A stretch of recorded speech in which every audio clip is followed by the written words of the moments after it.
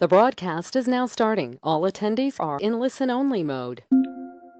Good morning and welcome to our monthly Hacking the Human webinar series. Today we're going to talk about what to do if you get hacked.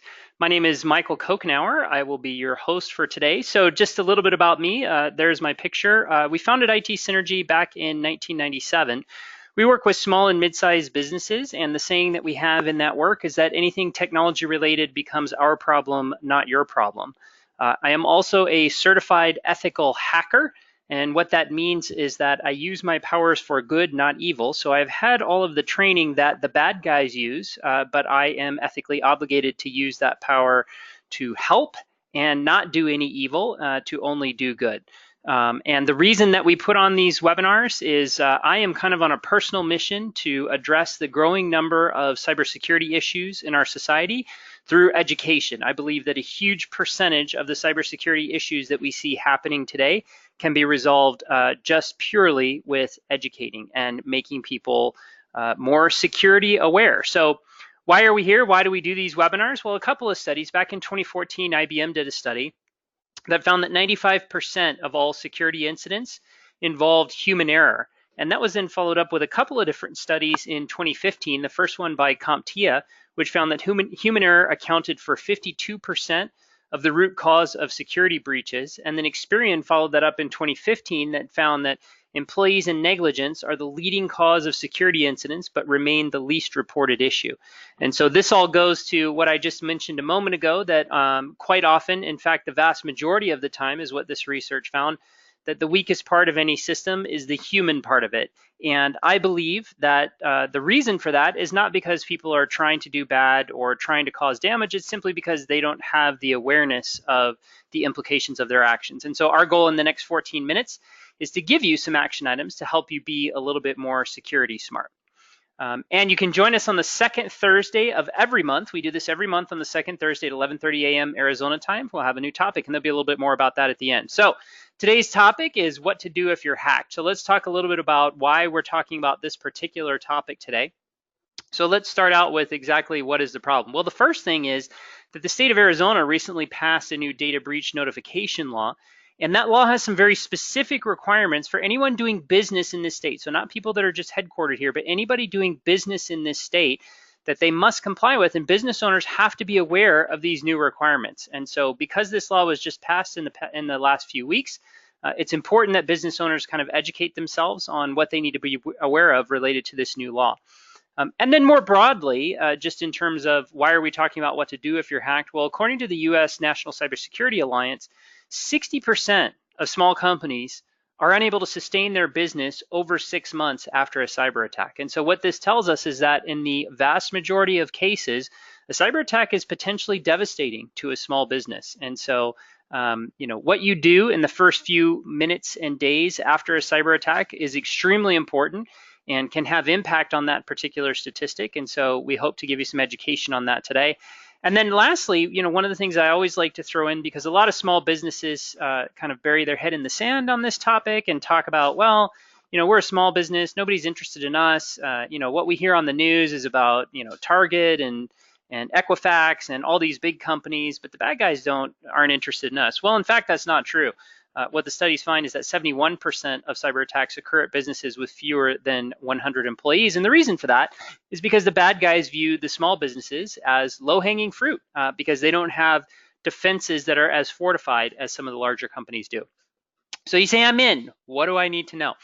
Well, let's start out. The first thing that will happen during a cyber attack is you'll become suspicious. So you'll see something on your computer that doesn't look right. There will be something that clues you in that things aren't quite normal. And so if you suspect you may be the victim of a cyber attack, the steps that you take in the first few minutes are critical and can really control not only what the ultimate outcome of this attack is, but can also control how widespread the damage is, et cetera. And so the very first things that you do when having suspicion of a cyber attack are very important. So even if you haven't confirmed that there's an attack, even if you just think something might be off, maybe you've seen something on your PC that isn't quite right, the first thing you want to do is disconnect the compromised PC from the network. You don't want to turn it off. what you want to do is disconnect it. So physically reach around the back and pull out the network cord. And the reason that we're doing that right away is because we want to, as much as we can, prevent whatever is happening from spreading to other computers on the network. So a very large variety of malware that's out there today, one of the things that it does is tries to spread itself out across the network and infect as many machines as possible. And so by taking this first step of disconnecting from the network, that's something that hopefully we're going to avoid. And then the next thing that you want to do right at the beginning is engage an IT professional specializing in cybersecurity to assess the situation. So not everything that you see on your computer that looks suspicious is necessarily indicative of a cyber attack, but you need somebody with a professional set of eyes to kind of take a look at that and determine exactly how serious the situation is. I don't think that's something that you would want a layperson to do. The next step, and this surprises a lot of people, is you don't want to immediately start fixing things when there's been a cyber attack. When a company is breached, one of the first things they want to do is immediately begin to fix the problem. So clean out the viruses, restore encrypted data from backup. If they got some kind of a ransomware, whatever else, they want to get themselves back into business. But the thing that people aren't aware of is before you start doing that, you want to check with your insurance company. And of course, everybody on the call has cybersecurity insurance, right? And obviously, if you don't, that's a separate discussion and certainly something we'd recommend and you want to look into. But you want to check with that insurance company about your first steps. And the reason for that is that some insurance companies have been known to deny claims if they aren't given the opportunity to do a forensic investigation. So I've seen cases where a company had some type of an event, some type of a cybersecurity event. They brought in their IT folks, they cleaned it up, they cleaned out the viruses, they restored data, whatever. And then after that, they went back to the insurance company and filed a claim under their cybersecurity policy. And the insurance company said, well, wait a minute, we're not going to pay this claim because you didn't give us the opportunity to investigate, to figure out what happened, to figure out how wide the scope is, to figure out who might have been responsible, to potentially engage law enforcement, et cetera, et cetera. And so they use that as a basis for denying the claim. So you want to engage them early on. And it's not just a negative thing. It's not just to avoid them denying the claim, but oftentimes they also have some resources that they can bring to bear to help you start to recover from the cybersecurity breach. So let's talk a little bit about this new data breach law in the state of Arizona. This new law requires that when you become aware of a security incident, that you shall conduct an investigation. And so when you have that initial suspicion and you think, yes, this may be a cybersecurity incident, we may have been breached and data may have been stolen, you need to immediately begin an investigation in order to remain compliant with the law. And so what you're going to want to do, again, is engage an IT firm specializing in cybersecurity. And that's important to get somebody who has specialized knowledge about cybersecurity to assist with the investigation and assess the scope of the breach. So they can start to figure out how widely was your network penetrated, how many machines are affected, how much data was potentially stolen, et cetera. Once you've gone through that process, if we assume that you have confirmed that there is in fact a breach, one of the things you want to look at is, first of all, while you're doing that forensic investigation and confirming whether or not there's been a breach, you want to make sure as part of that assessment that you're looking at whether the data that was stolen was encrypted or not.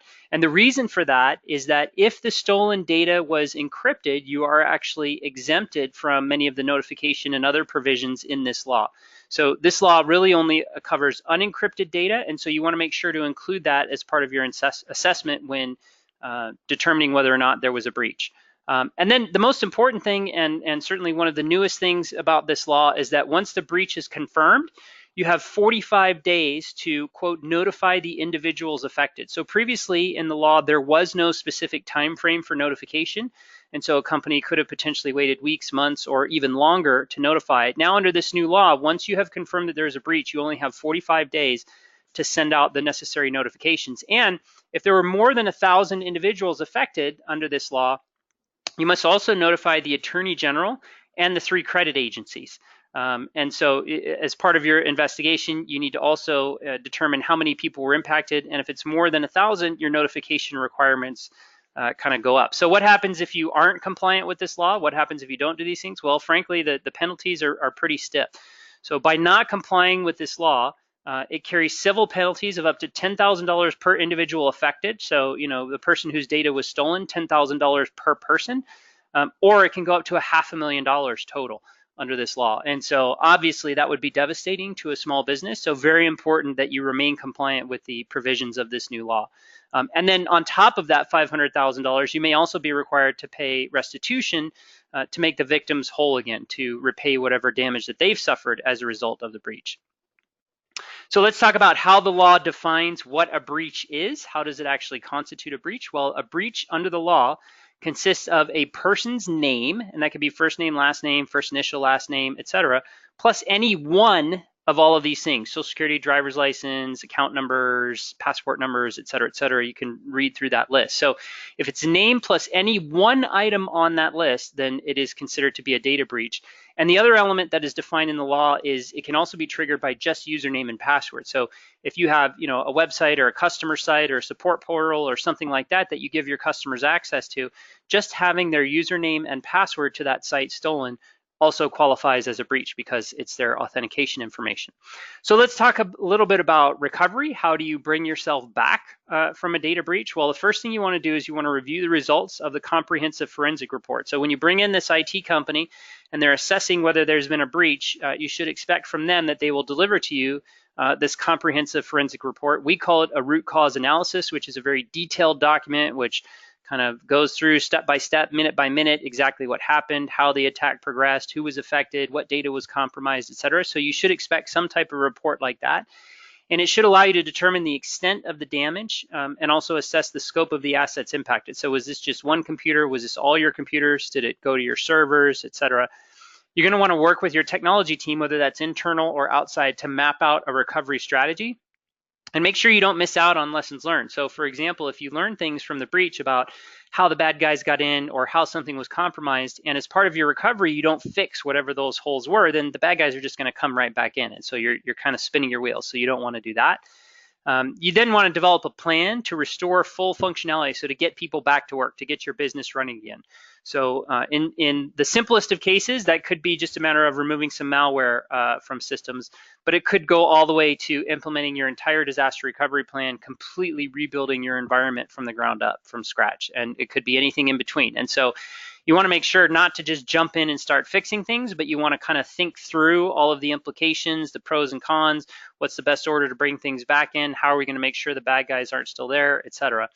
And then moving forward, you want to make sure once you have recovered that you remain extra vigilant to ensure that you really have thoroughly cleaned up the environment. So one of the things that the bad guys do, and this kind of goes back to the certified ethical hacker hat that I wear, is one of the things we're trained to do as hackers is maintain persistence. And so what that means is we're going to drop as many little breadcrumbs or anchors or whatever else in your environment as we possibly can, so that we can remain persistent and survive even cleanup efforts and that type of thing. And a lot of these attacks are even sophisticated enough that when they detect that you're onto them and you start cleaning things up, they will actually ratchet back their activity and kind of lay low, so to speak, for potentially even weeks or months or longer, and wait until things kind of blow over and the dust settles, and then pick back up again and remain in your environment and start to take data away or whatever it is that they were doing before.